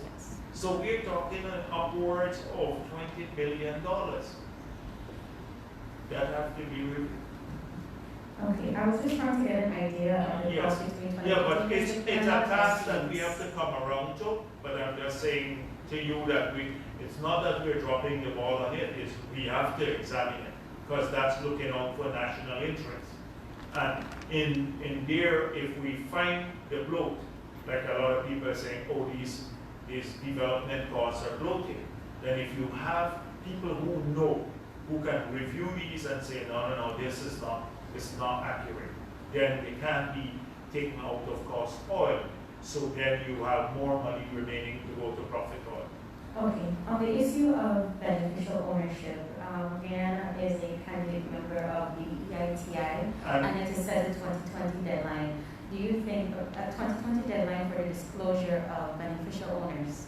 And I said that before, and we Would you be examined. able to meet it? 2020 deadline. I'm not sure we can meet it, but we are going to examine it. Like 2020, we have 2 months. We have 2 months. Yeah, Okay. we can. Yeah. Okay, now I just want to turn your attention At to least this is oil and gas. Yes. To do the entire mining sector would be problematic. Yes. Because a lot of the local people and stuff like that. But our first priority is oil and gas. If you want to deal with the oil and gas sector, make sure you have full transparency here, all the beneficial owners. Thank you for that. Now, I just want to turn your attention to CGX, which you spoke about, the work program. One was amended in July 2019. Are you examining the work programs to ascertain whether it was watered down during that time? This is something that I saw the amendment, and even with the amendment, they have obligations they have not fulfilled. So we have to have a discussion as to why these they didn't fulfill the obligations. But that is my suspicion of mine, but I can't brief was a generic brief, but I examined that carefully. Okay, and finally, we have taken an IDB loan to improve our capacity in governing the oil and gas sector, and one of the conditions was the creation of a depletion policy. Could you say where is this mechanism as it stands for the PB's plan? I don't know about that was with the conditionality for those loans. I still have expressed concerns to the World Bank at least, and I intend to with the IDB about these loans and how we utilize them and how we contract consultants. You know about that issue being a concern of ours, and that sometimes we need, if you go through a totally competitive process that they determine, the people who outcompete, the ones who are more, for want of a better word, attuned to the interests of the developing country, the client states. They often have better CVs, and then they rank higher. But that doesn't mean that they will look out as much for your interests. For people who have CVs who might be, they still have great experience in the sector, but their CVs are not so prominent, but they have your interests. They're more like you could find a Guyanese, who might be a solid gas to energy project export. But if we go through a competitive process, you might find a guy who has worked, from another country, who has more experience, but he's worked for 2 oil companies before. And so who do you choose? And if you go through that competitive process, you have to choose the best qualified person. But that he may not look out for interest. So this is an internal issue we're discussing now. And it's an agonizing issue, because ideally you should go for the best qualified person. But if they're not going to look out for your country's interest, then why do you have them there? So this is something we have to find a solution to it. Okay, but until the time that you're looking at that, the reason why I asked about the depletion policy is because it was recommended. Yes, but if it is a condition of the loan, I'll have to examine it again. It's new to me. No, I'm off of that now. I was saying about it being the condition. I'm speaking about the mechanism itself, which gives Guyana time to put a pause on the aggressive development and develop your capacity to govern. Okay, but no, we're not pausing development. As I said before, we make it clear from the beginning. We have a window. I saw I think it's the International Energy Agency put out this report, which says that even with an aggressive move on renewable energy, we still need about 40-something%, 45, 46% of fossil fuels for the foreseeable future. But remember, we are in a competitive world, although we are a low-cost producer. So we have a window in which we have to maximize our production and utilize this production and the resources therefrom to develop our country and our people. And we want to accelerate the production at that level. We're not pausing. But the capacity has to grow in an aggressive fashion simultaneously. The capacity. It's not sequentially. We don't have 100 years to develop capacity. By the time we develop capacity, they find one breakthrough technology and you can't produce the oil. And some country comes up with something. So we are making it clear you're running simultaneously, development and capacity building.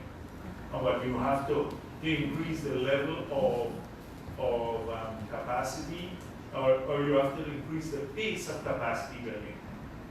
And we're coming to that I've already mentioned about this aggressive training of our people, which will have to be, Exxon and the others have to spend more than $300,000 a year on training our people. We're expecting significant sums of money to train a whole group of Guyanese to manage the sector, young Guyanese particularly. So they are all skilled to take over the bureaucracy for managing the sector in the next 30, 40 years or so. Well, not 30 to take over, but to manage it for the next years into the future. Yes. Sir, could you see how government intends to push the status of Ms. Woodage Waldron, given the fact that the records are showing that she took the oath while she was still an American? And secondly, what is the status of Dr. Mark Bino in the energy structure of the government? And has government decided on what to do with Dr. Vincent Adams? And lastly, sir, with respect to the killing of the Henry Cousins and Harry Hussein, why would government want to go the extra mile and fund the team to come from Argentina and I think Spain to use their technologies to see how best they can assist in solving the economy? I just expressed an opinion on that, but I thought the GHRA has funding for this. So they should, I'm sure they can bring a team in. If we set precedent that, like, of this nature, then every person we brought in a CARICOM team, and every person will bring in their own person. But we don't have an objection because there's nothing to hide. So I don't know why. I thought they had the funding. They approached Argentina, and why Argentina? Why not the United States? I think the United States might be even more advanced than Argentina or Brazil or wherever else. So we don't have an objection to Argentinians looking at it. I'm sure that we do it, but I don't know whether they can be about the funding. As I said before, this is not something I'm dealing with. So maybe you should ask the minister more about this, and he could probably give you a more nuanced answer to the question. I've dealt with the underage Waldron thing. I think it's a storm in a kitty cup, and I explained why already. And Mr. Vincent Adams is still off the job. We're looking to see in the new architecture that we're creating for the managing the energy sector, whether his skills can be utilized there. Dr. Bino is still here, but I'm not sure whether, and I'll be frank with you, whether he will remain the head, given that he never, his experience has never been in that sector. He is. I can't say that as yet whether he will be retained in the area, because his entire experience is in environment, entire working experience being in that sector. Why do you describe the issue with Minister Walker as a strong? I dealt with it already. Why? I explained why too. But today they have showed that. Yes, and I dealt with that too. No, it means today. Yes, and I dealt with that. I said that she approached the Americans prior to that date, and secondly, so this is that she never signed no declaration form. She didn't mislead the country. She like every person did in the past, and then they were found to be illegal in the National Assembly when they signed that declaration form. And I said, Harman, of any person in the world should be the last person to talk about this, because had it not been during that issue, then it would have never left the National Assembly. And so So, all right, she received the certificate on 2 days later, but she's not an American citizen. She made a great sacrifice as a person who's not in politics, a person who came in as a technocrat, a great sacrifice to do this. And that is the big issue when we have the thieves over there transferring thousands of acres of people's land and nobody pays attention to that unusual run. 2 days, she got her the certificate 2 days late. That is the big issue in the country now. That's why I'm saying free pass for all of these. I don't hear much about Lowenfield and the others, all the thievery that's going on, the blatant theft there. Elections, he's now becoming a folk hero for the other side. A hustler. This is why. So that is why I say it's a storm in a teacup. Not you making it that, but we. Yes. The basis for my question is that she took the oath on the 4th of September, in writing the 4th, but she swore in the 1st. That's why I'm saying she received the certificate after, but she had already signaled to them that she's renouncing. She's renouncing. So she got the certificate how many days later? 2 days later than she would the day she swore during? 2 or 3 days. She got the certificate on the 8th, but she took the formal oath before. Yeah, so 4 days later she got the certificate, but she had already approached in August. But in terms of legality, that's what he's trying to. Yeah. In terms of legality. I wish you all were quoting the laws all the time when they're squatting in the parliament. They are We didn't know For that. a Why long you can't blame time. us for asking these questions now? Because it's a matter of the legality. Would government consider swearing her over in terms of No, meeting the personally, legal I criteria? don't think the government should swear in on Eduardo again. Right now, she's not an American citizen. She gave up her citizenship. She is properly in the National Assembly. People, that is on Eduardo. Some of we should be happy that people are prepared to do this. Half of them don't want to give up anything and to come in and serve. This is a non-politician. And this is the big issue at this time. That's the only issue they can find out over there.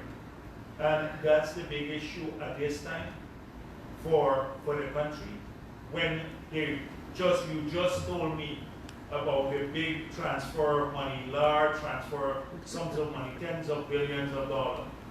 And Roysdale Ford, about everybody knows an open secret in this country, he was smuggling fuel. Open secret. And he's the one who's talking about unaged water. And the preferences he got at the GRA. So I'm not, we have to defend decent people who are trying to work. All right, she got her certificate 3 days late after. It is not that she had lying and hiding. Look how long Harman was refusing to give his stuff. And he giving the clerk a deadline. He thinks he is still, I don't know, Minister of State, or when he will a lot of power. Look at the language. He gives the clerk a deadline. You better get me the certificate or you will face consequences. This is the issue that I'm talking about. So I get worked up. It's not against you. I get worked up because of the individuals who are raising this issue, are making it the most worrisome thing in the country now. One got her certificate late. Yes.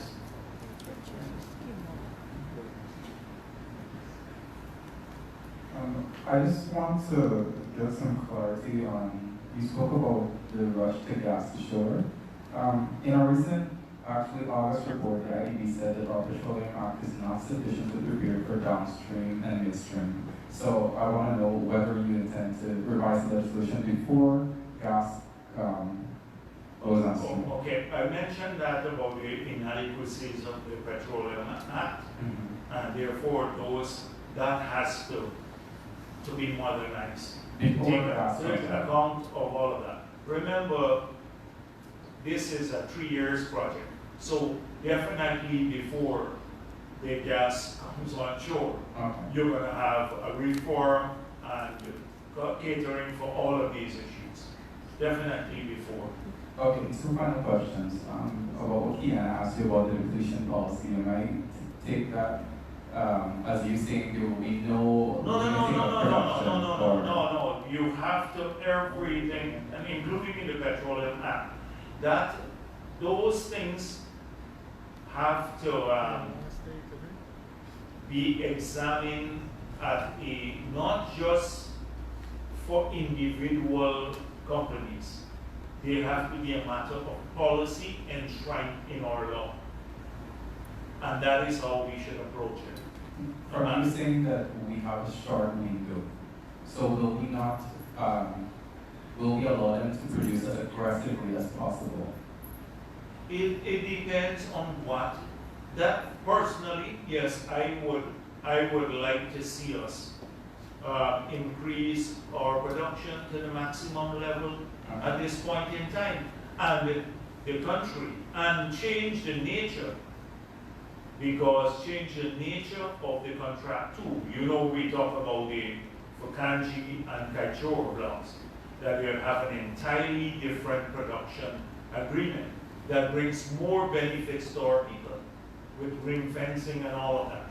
Okay, and finally, just for clarity, you are not committing to an independent investigation into Candy and Kaichoro? No, at this stage, as I said, I'm not that I'm not committing. I'm saying this works sequentially. If I find any hint in this review that anything illegal was done, then yeah, that's fine.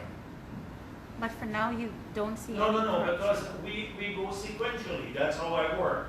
I work sequentially. I'm trying to find out. I could very well convince, I hope, the newspaper that carries all of these things, right? That maybe it is, as I said before, the conditions there. Because so far, what has been raised is a lot of speculation. Or did somebody get any money? Questions are being asked. But not a single shred of evidence has come forward from the international groups to say, and a lot of them came to Guyana too. Global Witness was here. Global Witness has a lot of reach and globally, and a shred of evidence to say that we can trace that there's been money or anything done illegally. And as I said before, I'm convinced from knowing Ramatar, etc., that there was no corruption, but the period was one where everybody got to get a license because we didn't have oil. Okay, yes. November Sierra again, Council. Sir, just two questions.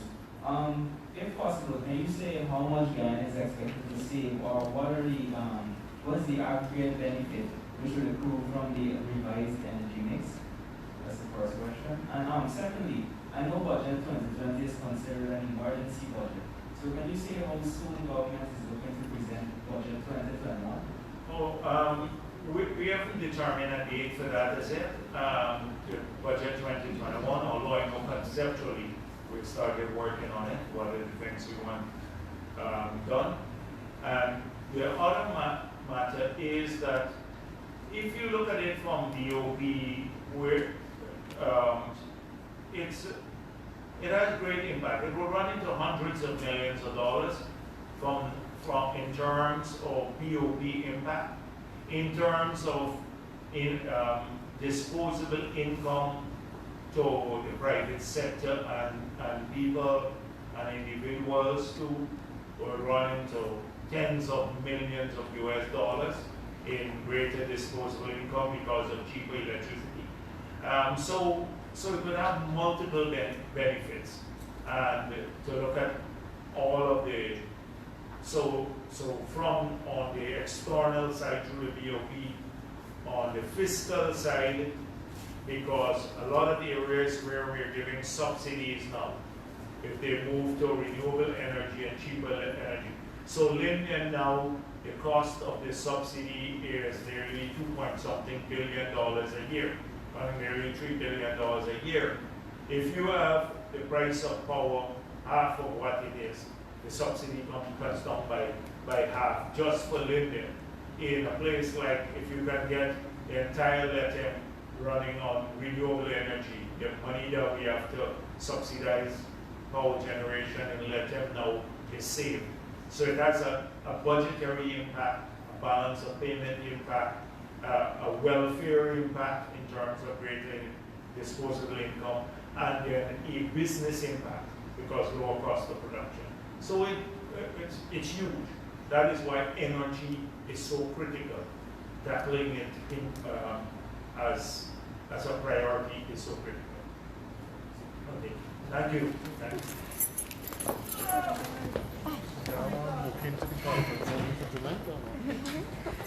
Oh my God.